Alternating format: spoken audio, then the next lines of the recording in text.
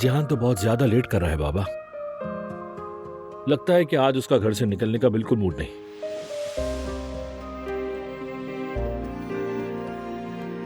शुक्रिया।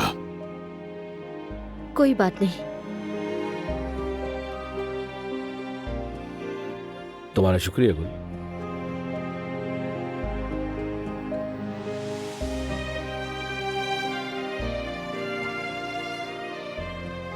बारान भाई ने घर के बारे में अच्छा सोचा है।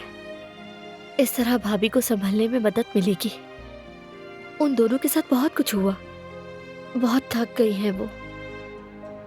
हाँ, हमारे यहाँ कभी भी प्रॉब्लम अकेले नहीं आती, बल्कि एक के बाद एक आती है, और ये काराबे की रीत है। इस हालत में भी वो मजबूत रही। शायद मैं इतनी मजबूत नहीं रह पाती। माँ बनने की वजह से उसे ताकत मिलती है।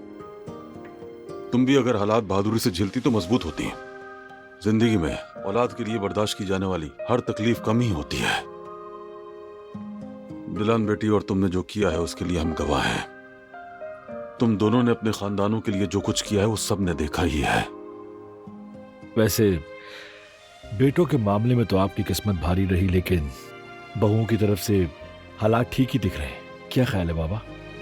ये भी मेरे बच्चे हैं। मैं बहुत खुशनसीब हूँ, बच्चों की तरफ से भी और बेटियों की तरफ से भी। शुक्र है खुदा का।